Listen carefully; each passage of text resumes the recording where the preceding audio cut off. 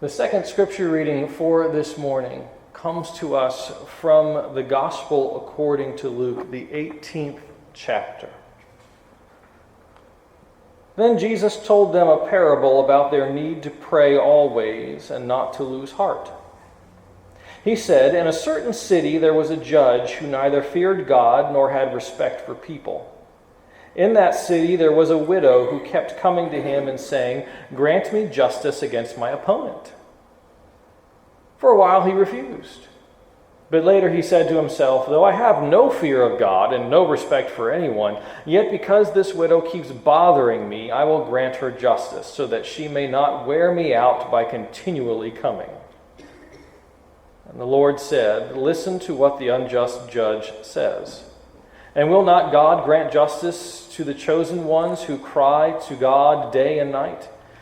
Will she not delay in helping them? I tell you, he will quickly grant justice to them. And yet when the Son of Man comes, will he find faith on earth?'" May God's blessing rest upon the experiences of Scripture. May it flow forth through it, inspiring us. May it inspire the thoughts of our minds. May it stir our hearts, and may it inspire the words of my lips.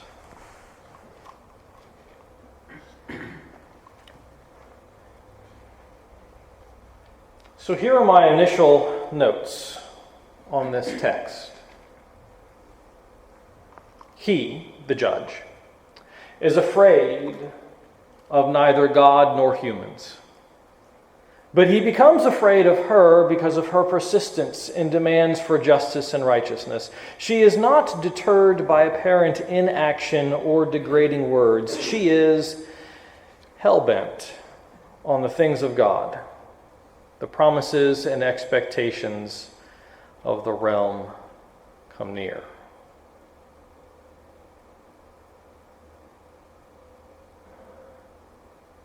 Let me revisit that. He, the judge, the official sitting at the gate, is afraid, in awe of, fears neither God nor respects human beings.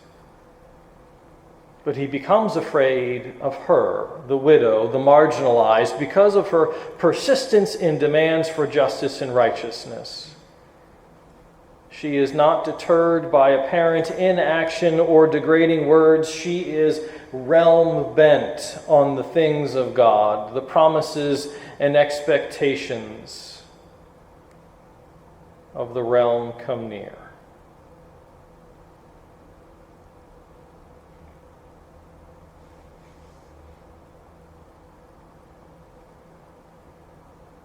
That's where I was sitting. That's where I was sitting for a while. And so sit with that. Sit with those initial thoughts just for a few seconds. The official is not afraid. The emblem of the marginalized is persistent in seeking the promises of the realm, justice, righteousness, and mercy.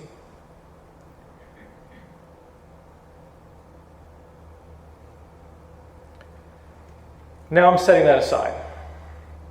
The vision and the voices, the things that we have just spent a few seconds letting roll around in our minds, they're still there. They don't go away. But our focus has changed. Our focus has changed because the call to persistent prayer that begins this particular reading, especially prayers and calls for the expectations of God's justice and righteousness and mercy to roll down from the mountains, the call to pray for these things, that which the text is bringing to us on this day has run up against what's in the midst of everything else that's happened this week, right?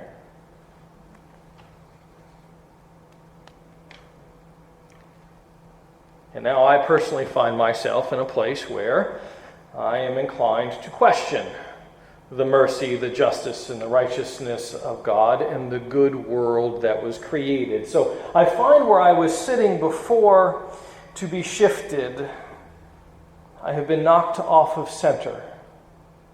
The place where I was at peace and felt fairly comfortable with the direction I was going in, the things that might be said and experienced, that foundation has been taken out from under me, and to be completely honest, I don't like it. I don't like that feeling. When the things that I believed are suddenly rattled. There seem to be no words to adequately describe it. And that's a hard thing for a person and for a society, for creation itself that is grounded in the Word, to not have words, to not be able to describe and grasp and manipulate, to do much more than just grunt. To not even be able to call names. We did a drill at the handbell thing yesterday where we were bouncing a tennis ball to anticipate, and you had to call the name of the person you were bouncing the ball to while the ball was coming to you. And so the ball's coming at me, and I'm getting ready to grab the ball. I've got the ball. I'm an athlete, at least I was. And I'm going to grab the ball, and I go to call the name of the person, and all I can get out is, ha, ha, ha, you, as I throw the ball at them.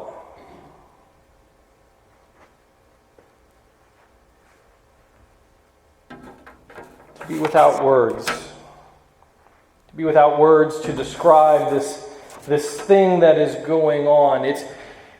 It's so soul troubling to be at a loss or a lack for words. Now, a little later on, I did learn Adele's name when I bounced the ball to her and called it with confidence. But in that place where we are taken from our center, the Spirit intercedes because the words have faltered. The Spirit intercedes with those sighs that are just too deep. They're guttural sounds. They're not intelligible to any of us, but they are intelligible to God. And in those sounds where the words have faltered, we question, right? There's room enough for us to question. There is space enough for the wrestling of things. There is room for the widow to boldly approach the judge and to question. To stand in front and say, do your job.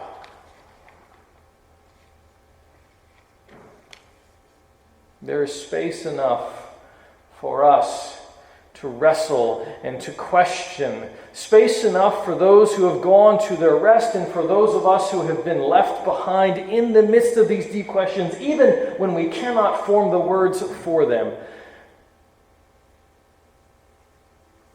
Word-defying questions. Maybe that widow was so apoplectic that at times she could just scream.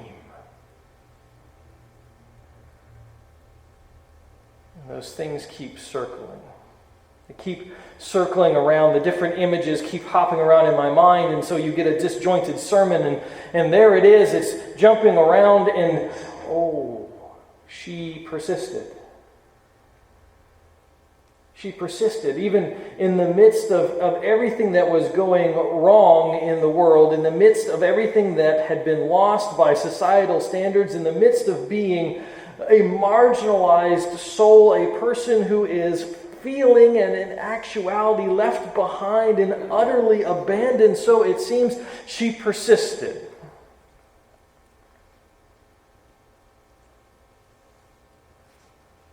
Shoulder of the sky, as the poem goes.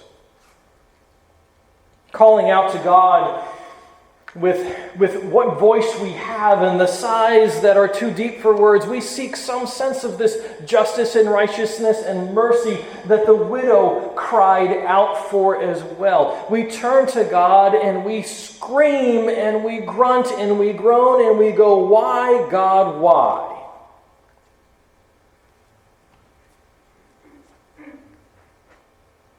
Because even in the places of deepest anger, even in the absolute frustrations of having to deal with bureaucracy,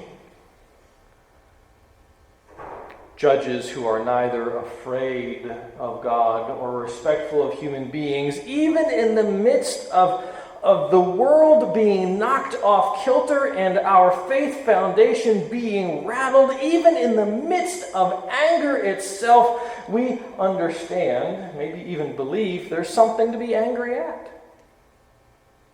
There is something that we focus our rage upon. There is something out there to rail against. There are unjust humans and there are institutions. There's the realm that has not yet fully broken in, and there is God. Yes, I am saying we can be angry at God. There's plenty of scripture to back it up.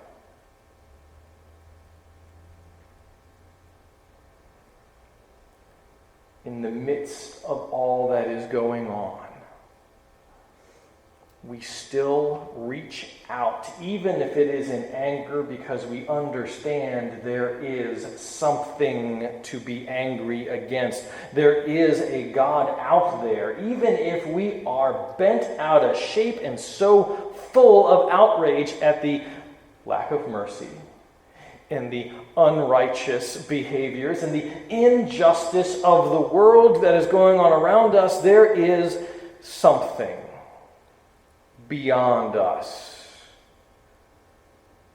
There's a realm beyond us. The widow approached the judge over and over and over again because even in the midst of her anger at what was going on, she understood that there was something bigger, an expectation. She had something, maybe we can call it hope. Hope in the midst of all that is upside down with the world. The possibility, that small kernel in the Gospels, it's that window crack that allows miracles to come in, that small possibility, that mustard seed moment of something more merciful and more righteous and more loving. The possibility, even if it is infinitesimally small and we are angry at it to no end, we understand it's there. Otherwise, we wouldn't be angry at it. You can't be angry at something that doesn't exist.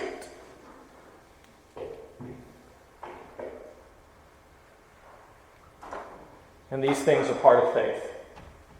These things are part of faith, that connection which seems to be unimaginably far at times in the midst of all that she is going through, in the midst of all that we are going through, in the midst of everything that this world is going through, that faith seems to be connecting us to something that is so incredibly distant, absent perhaps even, and yet the widow,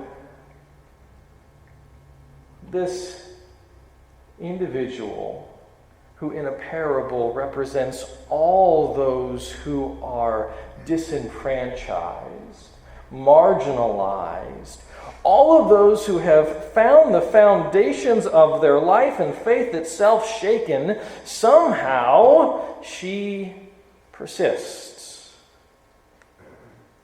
She persists in her provocation for the things that seem so distant. She persists.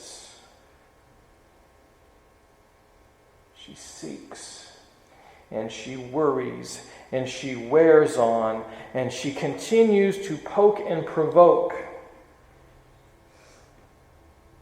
that small kernel of faith, she is going to make the most of it that she can.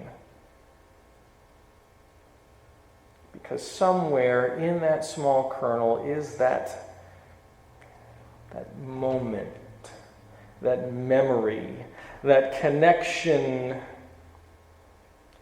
And we believe on some level, somewhere, somehow,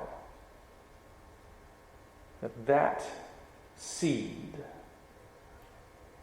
will give us the greatest gifts ever.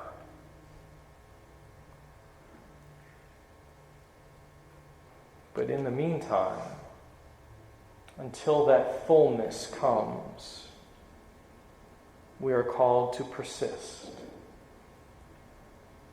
in our anger, in our frustration, in our joy, in our love, in all of these things.